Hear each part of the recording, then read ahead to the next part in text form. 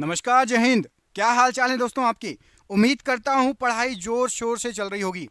कहीं डिमोटिवेट तो नहीं हो रहे भाई। एग्जाम निकालना है ना, तो एक एक पल कीमती है। इतनी आसानी से हार नहीं मान सकते आप लोग। आपके लिए नई सीरीज लाए हैं 1000 लूसेंट के बिल्कुल सुपर अच्छे ढूंढ ढूंढ के क्वेश्चन जो पिछले 30 साल से बार बार रिपीट हो रहे हैं। ऐसे क्वेश्चन लेकर आए हैं। मैं आपको दिखा भी देता हूं। ये देखिए, आपको पहला क्वेश्चन दिख रहा है, ये लास्ट में दिखा देता हूं। देखिए 1015, 1014, 13, 12, 11, आप देख रहे होंगे ये क्वेश्चन पूरे आपके 1000 से ज्यादा क्वेश्चन है। ये क्वेश्चन मैं आपको कराने वाला हूं एक एक करके पूरे 1000 क्वेश्चन। जिसको पूरे 1000 क्वेश्चन करने हैं, चैनल पर पहली बार आया है चैनल को सब्सक्राइब कर लेना। जिसको 1000 क्वेश्चन पूरे चाहिए तो वीडियो को लाइक जरूर कर देना कि हाँ सर हम 1000 एमसीक्यू पढ़ेंगे। एमसीक्यू वो भी सुपर फास्ट स्पीड में हमारे चैनल पर आपको वीडियो कराया जाता है बिना टाइम बर्बाद किए हुए। तो नए बच्चे पुराने बच्चे दोनों मिलकर एक बार लाइक जरूर कर देना।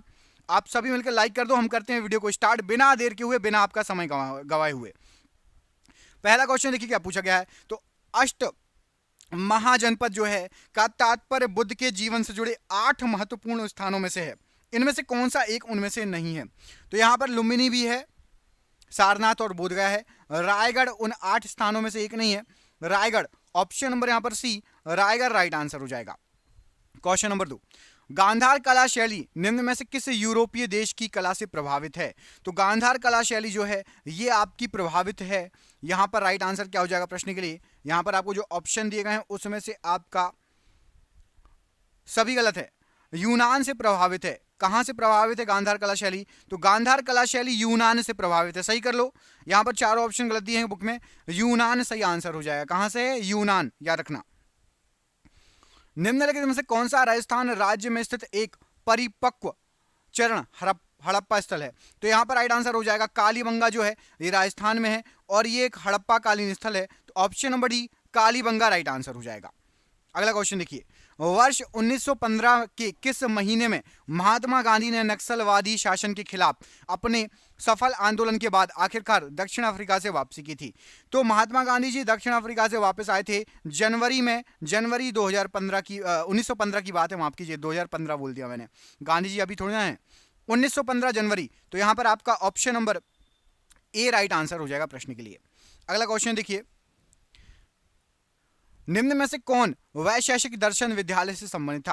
तो यहां पर आपको जो ऑप्शन दिए गए हैं वैशेषिक दर्शन विद्यालय से राइट आंसर हो जाएगा कणाद संबंधित थे। ऑप्शन नंबर यहां पर भी कणाद राइट आंसर हो जाएगा। अगला क्वेश्चन देखते हैं, मध्ययुगीन यात्री मार्को पोलो निम्न में से कहां से आया था। तो मार्को पोलो जो आया था राइट आंसर हो जाएगा। मार्को पोलो नाम सुना है ना इतिहास में, वेनिस से आया था। ऑप्शन नंबर ए वेनिस राइट आंसर है। 15 अगस्त 1947 की आधी रात को जवाहरलाल नेहरू ने संसद को संबोधित किया था। उनके बाद संबोधित करने वाला व्यक्ति कौन था संसद को। सबसे पहले जवाहरलाल नेहरू ने संबोधित किया था और उनके जस्ट बाद जो संबोधित किया गया था ये किया गया था सर्वपल्ली राधाकृष्णन जी। कमेंट करके बताइए सर्वपल्ली डॉक्टर राधाकृष्णन जी जो थे ये किस पद पर रहे हैं। राष्ट्रपति रहे हैं कि उपराष्ट्रपति रहे हैं कि पीएम रहे हैं। कमेंट करके बताना, ठीक है। देखते हैं किस किस को पता है। निम्न में से कौन सा शब्द बौद्ध स्तूप की वास्तुकला से संबंधित है। तो बौद्ध स्तूप की वास्तुकला से हर्मिका शब्द संबंधित है। ऑप्शन नंबर बी हर्मिका राइट आंसर है। अगला क्वेश्चन देखिए, मेहरगढ़ की बात हो रही है। नवपाषाण काल की बस्ती पाकिस्तान प्रांत में कहां स्थित है। तो आपका जो मेहरगढ़ है ये स्थित है आपका बलूचिस्तान में। तो यहां पर ऑप्शन नहीं दिए गए, मैं आपको डायरेक्ट बता रहा हूं, याद कर लो। मेहरगढ़ पाकिस्तान में है और पाकिस्तान में बलूचिस्तान प्रांत में है। कहां पर है, बलूचिस्तान प्रांत में है मेहरगढ़। निम्न में से कौन भारत का पहला पुर्तगाली वायसराय था। तो भारत का सबसे पहला पुर्तगाली वायसराय था आपका Francisco de Almeida. Option number D Francisco de Almeida सबसे पहला वायसराय था। पुर्तगाल की बात हो रही, पुर्तगाली वायसराय था। निम्न में से कौन सा स्तूप स्थल उत्तर प्रदेश राज्य में स्थित नहीं है। उत्तर प्रदेश में नहीं है तो नीचे से पढ़ते हैं। रामभर ये उत्तर प्रदेश में है। धामेक स्तूप भी उत्तर प्रदेश में है। चौखंडी भी उत्तर प्रदेश में। भरहुत स्तंभ, भरहुत स्तूप ये आपका उत्तर प्रदेश में नहीं है। अगला क्वेश्चन देखिए, जयप्रकाश नारायण को प्रेम पूर्वक डैश के रूप में जाना जाता था। तो जयप्रकाश नारायण जी को लोकनायक के रूप में जाना जाता था। ऑप्शन नंबर ए लोकनायक राइट आंसर हो जाएगा। वैदिक भजनों या मंत्रों के संग्रह को डैश कहा जाता है। तो वैदिक भजनों या मंत्रों के संग्रह को संहिता कहा जाता है। ऑप्शन नंबर डी संहिता राइट आंसर है। निम्न में से किस वर्ष राजकुमार सलीम ने मुगल तख्त पर चढ़ाई की थी? तो राजकुमार सलीम के द्वारा मुगल तख्त पर चढ़ाई की गई थी 1605 ईस्वी में। ऑप्शन नंबर यहां पर भी 1605 ईस्वी राइट आंसर है।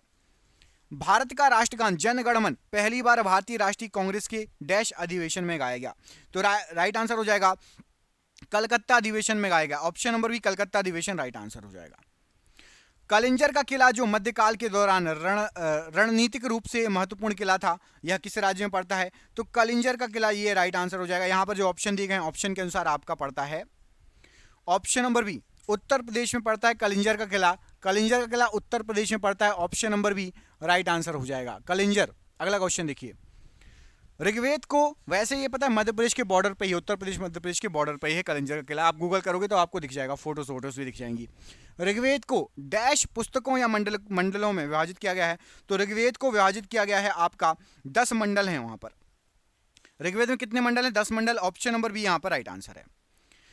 कंबन ने निम्न में से किस भाषा में रामायण लिखी थी? तो कंबन ने रामायण लिखी थी आपकी तमिल भाषा में। ऑप्शन नंबर यहां पर सी, तमिल भाषा राइट आंसर हो जाएगा कंबन के लिए, जो रामायण लिखी थी कंबन ने।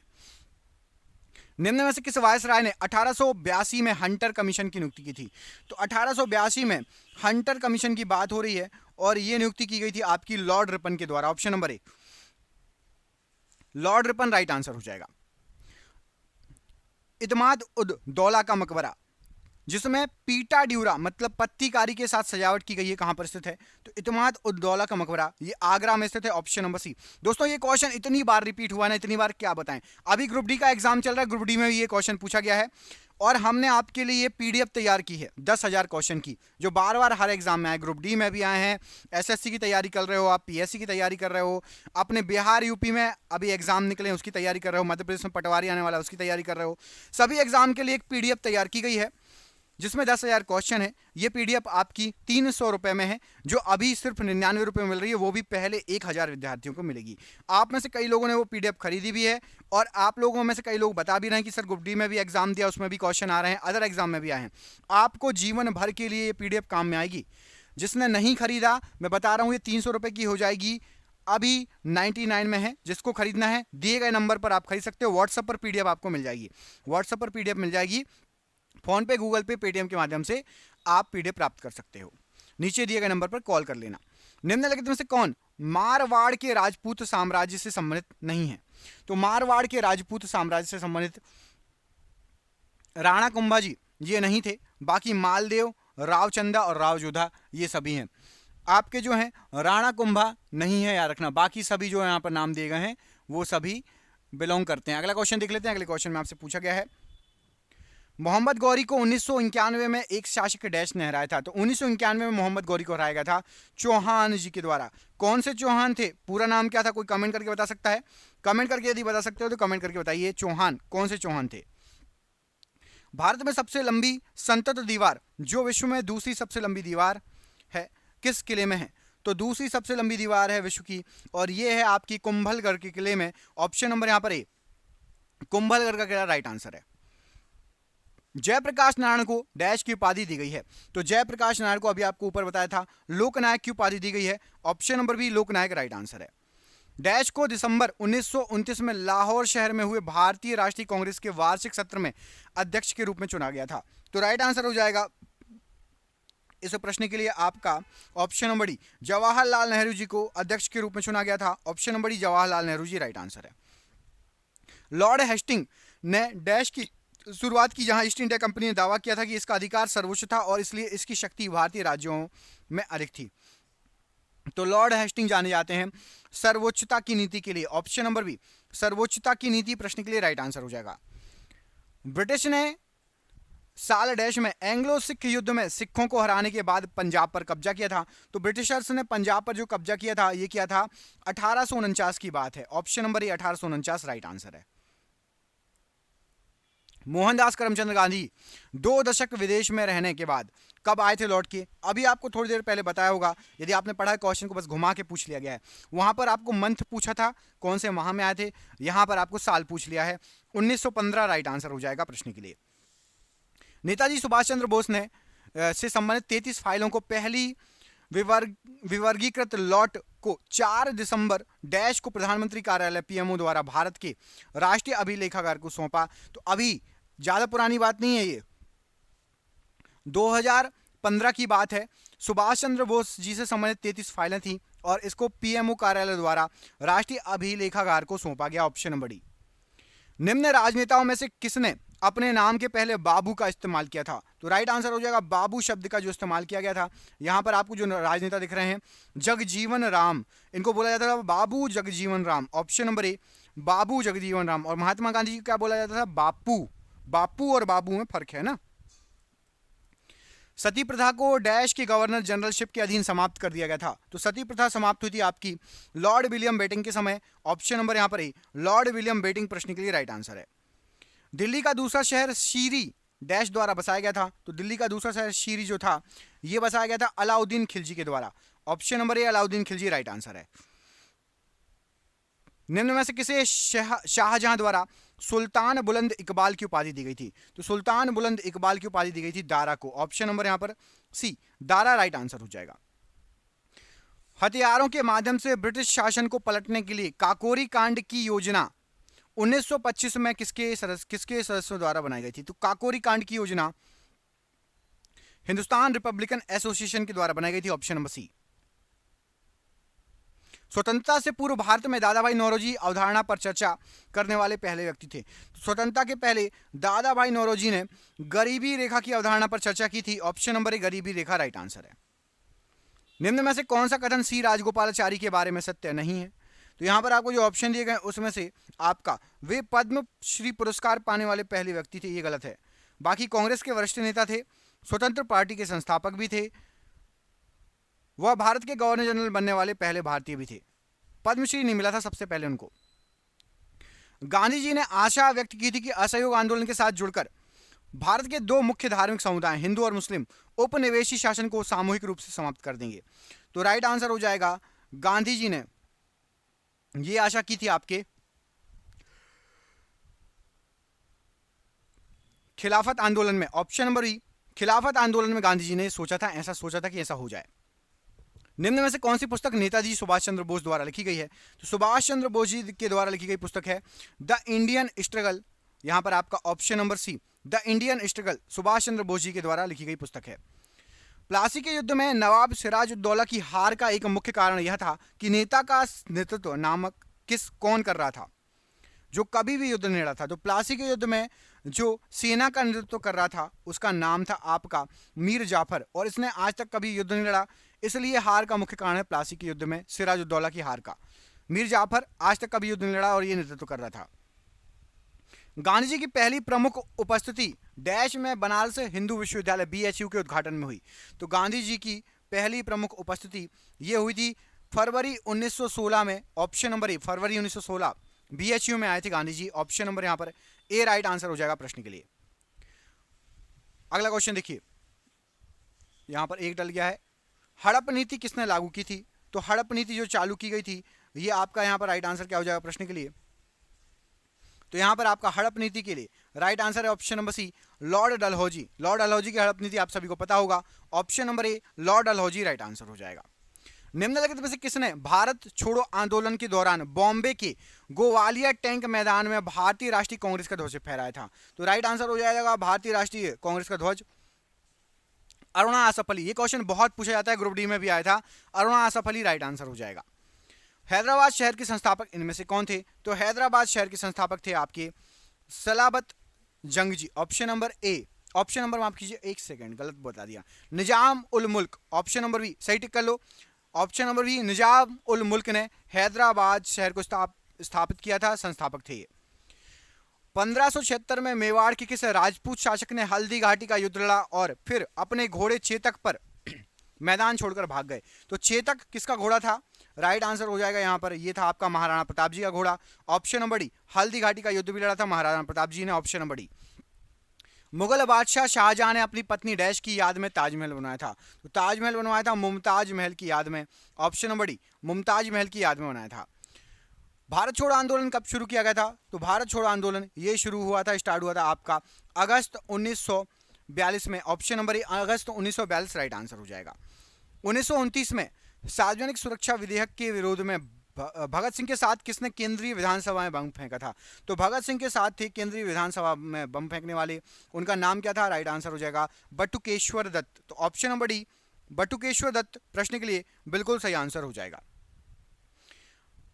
दिसंबर 1929 में 29 के कांग्रेस अधिवेशन की अध्यक्षता किसने की थी, जिसमें पूर्ण स्वराज का प्रस्ताव पारित किया गया था? तो पूर्ण स्वराज का प्रस्ताव पारित हुआ था 1929 के कांग्रेस अधिवेशन में, और अध्यक्षता की गई थी आपकी जवाहरलाल नेहरू जी के द्वारा। ऑप्शन नंबर यहां पर सी राइट आंसर है। किस युद्ध में अहमद शाह अब्दाली ने मराठों को हराया था? तो अहमद शाह अब्दाली ने, राइट आंसर हो जाएगा, पानीपत का तीसरा युद्ध हुआ था, उसमें मराठों को हराया था। Option number B. किस भारतीय सामाजिक कार्यकर्ता और राजनीतिज्ञ ने ब्राह्मणवाद के विरुद्ध स्वाभिमान आंदोलन या द्रविड़ आंदोलन का नेतृत्व किया था? तो स्वाभिमान आंदोलन या द्रविड़ आंदोलन स्टार्ट किया था इंडोर वेंकटप्पा रामास्वामी। ऑप्शन नंबर यहां पर ए राइट आंसर हो जाएगा। इरोड माफ कीजिएगा, Erode Venkatappa Ramaswamy. Option number A. वह कौन सा चोल शासक था जो गंगा विजेता के नाम से प्रसिद्ध था? तो गंगा विजेता के नाम से जाना जाता था राजेंद्र चोल प्रथम को। ऑप्शन नंबर यहां पर भी राजेंद्र चोल प्रथम प्रश्न के लिए राइट आंसर है। 1829 में भारत के किस गवर्नर जनरल ने सती प्रथा को अपराध घोषित करते हुए इसे समाप्त कर दिया था? तो सती प्रथा को अपराध घोषित करते हुए समाप्त कर दिया था लॉर्ड विलियम बेटिंग ने। ऑप्शन नंबर यहां पर है लॉर्ड विलियम बेटिंग प्रश्न के लिए बिल्कुल सही आंसर हो जाएगा। भारतीय राष्ट्रीय कांग्रेस ने लाहौर अधिवेशन में पूर्ण स्वराज, पूर्ण स्वतंत्रता का प्रस्ताव किस तिथि को पारित किया था? तो पूर्ण स्वराज या पूर्ण स्वतंत्रता का प्रस्ताव यह पारित किया गया था 19 दिसंबर 1929 को। ऑप्शन नंबर यहां पर बी 19 दिसंबर 1929 राइट आंसर है प्रश्न के लिए। मोतीलाल नेहरू अध्यक्ष एवं 8 अन्य कांग्रेस नेताओं ने भारत के संविधान का प्रारूप किस वर्ष तैयार किया था? कुल मिला के पूछा गया है भारत का संविधान, इसका प्रारूप कब तैयार किया गया था? तो प्रारूप तैयार कर लिया गया था बहुत पहले। वो कब था? वो था 1928 की बात है, आजादी के बहुत पहले 1928 राइट आंसर है। मुगल दरबार के वृतांत किस भाषा में लिखे गए थे? तो मुगल दरबार के जो वृतांत थे ये मोस्टली आपके लिखे गए हैं आपके फारसी भाषा में। ऑप्शन नंबर बी फारसी भाषा राइट आंसर हो जाएगा। 1938-1939 में किसे भारतीय राष्ट्रीय कांग्रेस के अध्यक्ष के रूप में चुना गया था? तो भारतीय राष्ट्रीय कांग्रेस के अध्यक्ष के रूप में राइट आंसर हो जाएगा सुभाष चंद्र बोस जी को चुना गया था। यहां पर आपका option number B Subhash Chandra Bose जी प्रश्न के लिए बिल्कुल सही आंसर हो जाएगा। बढ़ते हैं अगले क्वेश्चन की तरफ। इसमें आपसे पूछा गया है देशभक्ति गीत सारे जहां से अच्छा के रचयिता कौन है? तो सारे जहां से अच्छा हिंदुस्तान हमारा, ये गीत सुना होगा। यहां पर राइट आंसर क्या हो जाएगा इसके लिए आपका राइट आंसर हो जाएगा प्रश्न के लिए ऑप्शन नंबर सी अल्लामा मोहम्मद इकबाल, या मोहम्मद इकबाल भी बोलते हैं। मोहम्मद इकबाल आए तो भी लगा देना, फुल नाम क्या था उनका? अल्लामा मोहम्मद इकबाल राइट आंसर है। अगला क्वेश्चन देखिए, महात्मा गांधी ने किस वर्ष चंपारण सत्याग्रह का आरंभ किया? चंपारण सत्याग्रह जो था यह आरंभ हुआ था आपका 1917 में। तो ऑप्शन नंबर सी 1917 प्रश्न के लिए बिल्कुल सही आंसर हो जाएगा। अगला क्वेश्चन देखिए, टेराकोटा मंदिरों के लिए प्रसिद्ध विष्णुपुर कहाँ स्थित है?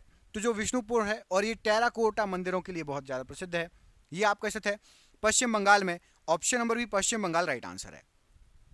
अकबरनामा किसने लिखा? तो अकबरनामा जो था इसके लेखक थे आपके अबुल फजल। ऑप्शन नंबर सी अबुल फजल राइट आंसर है। निम्नलिखित में से कौन स्वतंत्रता सेनानी काकोरी रेल रूट कांड में शामिल नहीं था? तो काकोरी रेल लूट जो कांड हुआ था, यहां पर आपको जो ऑप्शन दिए गए उसमें से भगत सिंह नहीं थे, बाकी चंद्रशेखर आजाद, राम प्रसाद मिसविल और अशफाक उल्लाह खान शामिल थे। भगत सिंह उसमें शामिल नहीं थे। 1939 में भारत के स्वतंत्रता संघर्ष के दौरान निम्नलिखित में से कौन अखिल भारतीय राज्य लोक सम्मेलन के अध्यक्ष बने थे? अखिल भारतीय राज्य लोक सम्मेलन के अध्यक्ष बने थे आपके Jawaharlal Nehru ji. Option number B Jawaharlal Nehru ji right answer है। निम्नलिखित में से कौन फ्रंटियर गांधी के नाम से प्रसिद्ध था? तो फ्रंटियर गांधी के नाम से यहां पर जो ऑप्शन दिए गए जाने जाते थे आपके Abdul Ghaffar Khan. Option number A Abdul Ghaffar Khan right answer हो जाएगा। किस वर्ष सरोजिनी नायडू द्वारा भारतीय राष्ट्रीय कांग्रेस अधिवेशन की अध्यक्षता की गई?